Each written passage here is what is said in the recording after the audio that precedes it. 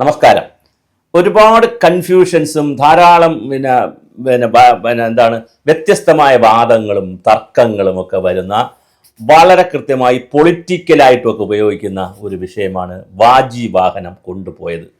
അത് വളരെ കൃത്യമായി അതിൻ്റെ കാര്യകാരണ സഹിതം എല്ലാവരും അറിഞ്ഞിരിക്കണം.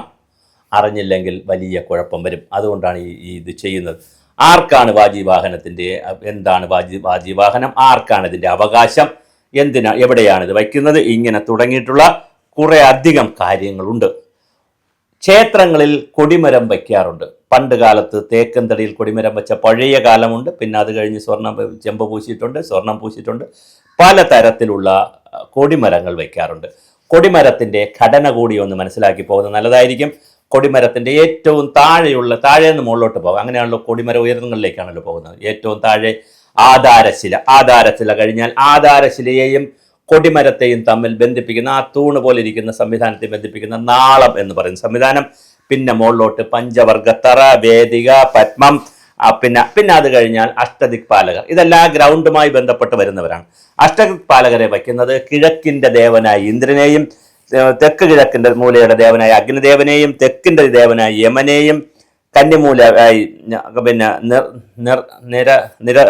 നിരർദിയെയും, പടിഞ്ഞാറായി വരുണനെയും, വടക്ക് പടിഞ്ഞാറായി വായു, വടക്കായി കുബേരൻ, വടക്ക് വടക്കായി ഈശാനൻ. ഇതിനെയൊക്കെ, അതായത് പ്രകൃതിയിലെ പഞ്ചഭൂതങ്ങളുമായി ബന്ധപ്പെട്ടവരെ എല്ലാം തൃപ്തിപ്പെടുത്തുന്നു, അല്ലെങ്കിൽ അവരെയെല്ലാം അക്നോളജ് ചെയ്യുന്നു എന്നുള്ള കൺസെപ്റ്റിലാണ് ഈ അഷ്ടദിക്പാലകരുടെ വിഗ്രഹങ്ങൾ വയ്ക്കുന്നത്. അങ്ങനെ അത് കഴിഞ്ഞാൽ മുകളിലോട്ട് പോയി കഴിഞ്ഞാൽ വെണ്ട, മണിപ്പറ, അലങ്കാരപ്പറ, ദണ്ട്, കുംഭം, പത്മം, മണ്ടി, പലക, വീരകാണ്ഡം, പിന്നെയാണ് വാജിവാഹനം. ഏറ്റവും മുകളിൽ വാജിവാഹനം ശിവന്റെ ആണെങ്കിൽ കാള വയ്ക്കും, വിഷ്ണുവിന്റെ ആണെങ്കിൽ ഗരുഡന്റെ വയ്ക്കും, ശാസ്താവിന്റെ ആണ് കുതിര വയ്ക്കുന്നത്, അയ്യപ്പന്റെ അല്ല, ശാസ്താവിന്റെ കുതിര വയ്ക്കും, ഗണപതിയുടെ മൂഷികനെ വയ്ക്കും, ദുർഗയുടെ സിംഹം വയ്ക്കും, മുരുകന് മയിൽ വയ്ക്കും, ഭദ്രകാളിക്ക് വേതാളത്തെ വയ്ക്കും. ഇതാണ് ഇതിൻ്റെ ഒരു കഥ. ഇനി ഇത് 4 തരത്തിൽ ഇത് ചെയ്യാറുണ്ട്. ഒന്നുകിൽ തടിയിൽ ദാരുശില്പം വയ്ക്കാറുണ്ട്.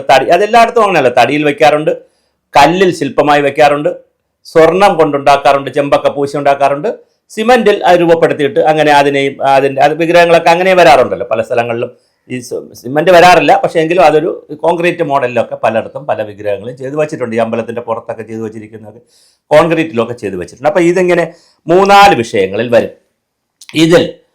ഇതിൻ്റെ തന്ത്രവിദ്യ അനുസരിച്ചാണ് ഇതിൻ്റെ കഥകളെല്ലാം തീരുമാനിക്കുന്നത്. ഇതിനെ സംബന്ധിച്ച് ശ്രീജിത്ത് പണിക്കർ ഒരു വീഡിയോ ചെയ്തിട്ടുണ്ട്.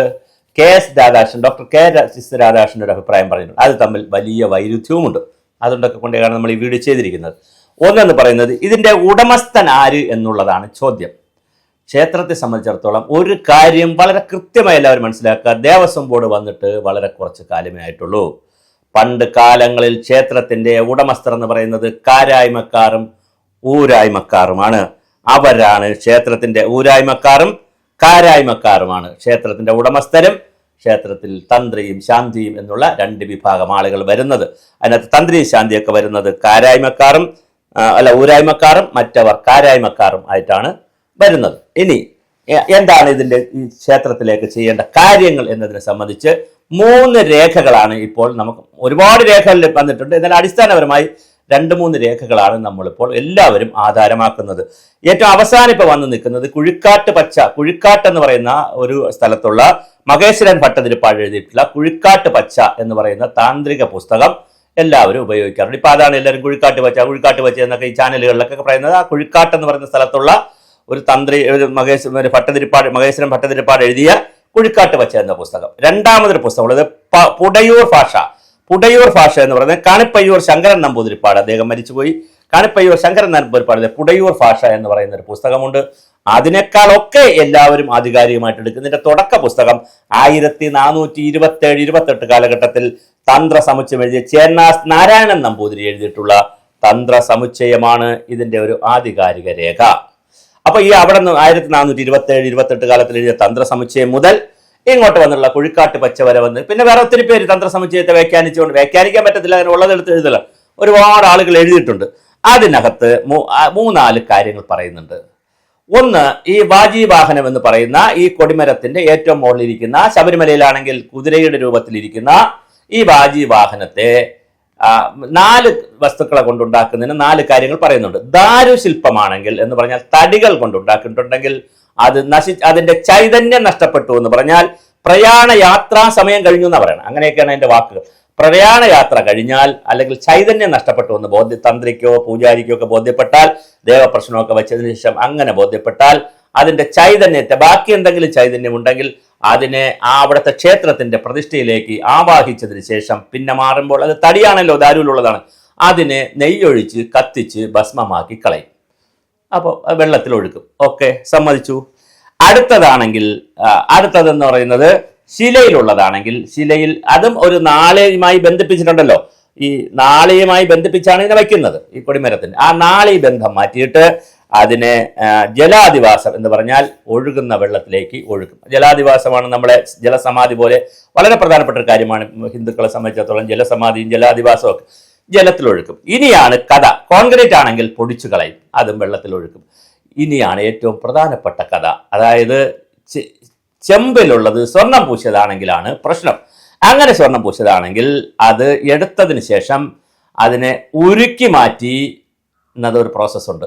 പലപ്പോഴും അത് ഉരുക്കി മാറ്റാറില്ല, അതിനെ ചൂടാക്കും, ചെറുതായിട്ടൊന്ന് ചൂടാക്കും. എന്ന് പറഞ്ഞാൽ ഉരുക്കി എന്നുള്ള സങ്കല്പത്തിന് വേണ്ടി ദർപ്പേ, നറങ്ങണേ, പുല്ല് എന്നൊക്കെ പറയുന്ന കഥയുണ്ടല്ലോ. ദർപ്പ കൊണ്ടുവരണം, അല്ലെങ്കിൽ ദർപ്പ കിട്ടിയില്ലെങ്കിൽ നറങ്ങണ കൊണ്ടുവരിക, നറങ്ങണ കിട്ടിയില്ലെങ്കിൽ പുല്ല് കൊണ്ടുവരിക, പുല്ലും കിട്ടിയില്ലെങ്കിൽ വാ കൊണ്ട് ദർപ്പ എന്ന് പറയുക എന്ന് പറയുന്ന രീതിയിലാണ് ഈ മന്ത്രമൊക്കെ പോണത്. അതിൻ്റെയൊക്കെ ദുരന്തങ്ങളും പാപങ്ങളുമാണ് മനുഷ്യൻ അനുഭവിക്കുന്നത്. അത് വേറെ കഥ, പോട്ടെ. അപ്പോൾ ദർപ്പ കിട്ടിയില്ലേ, ദർപ്പയ്ക്ക് പകരം പുല്ലെടുത്താലും നറങ്ങണേ, പുല്ലെടുത്താലും മതി എന്നാണ് പറയുന്നത്. അങ്ങനെയാണ് നമ്മുടെ സംവിധാനങ്ങൾ പോകുന്നത്. അപ്പോൾ കുളിച്ചില്ലെങ്കിൽ വെള്ളം കുടഞ്ഞാൽ മതി എന്നാണ് പറയുന്നത്. അപ്പോൾ അതാണ് വിഷയം. എന്തിനും പരിഹാരമുണ്ടല്ലോ ഹിന്ദുവിന്. അപ്പോൾ അങ്ങനെ ഇത് കൊടുക്കുക എന്നുള്ളതാണ്. അപ്പോൾ ഇത് ആർക്ക് കൊടുക്കണം? 2 കാര്യമാണ് പറയുന്നത്.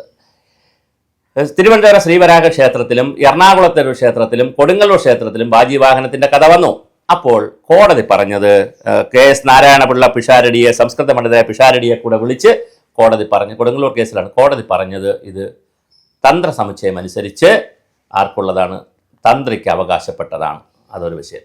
രണ്ടാമത്തെ വിഷയം, ഇനി ഇത് സ്റ്റോക്ക് റൂമിൽ എടുക്കേണ്ടതാണ്, ദേവസ്വം ബോർഡ് വെക്കേണ്ടതാണ്. ഇങ്ങനെ 2 വാദം നിൽപ്പുണ്ട്. എന്തായാലും കോടതിയിൽ ഈ 3 കേസിലും വിധി വന്നത് തന്ത്രിമാർക്ക് അനുകൂലമായിട്ടാണ്. ഇനി ശബരിമലയിൽ ഒരു കുഞ്ഞു കാര്യം പറഞ്ഞ് അവസാനിപ്പിക്കാം. 2017 ഈ ഫെബ്രുവരി 19 തോന്നുന്നു, ഇങ്ങനെ ഒരു മാറ്റം വേണമെന്ന് പറഞ്ഞു. 2014, 15, 16 ഇതിൽ ചെതലരിക്കുന്നു. അവിടെയാണ് ഇതിൻ്റെ കൺഫ്യൂഷൻസ് എല്ലാം തുടങ്ങുന്നത്.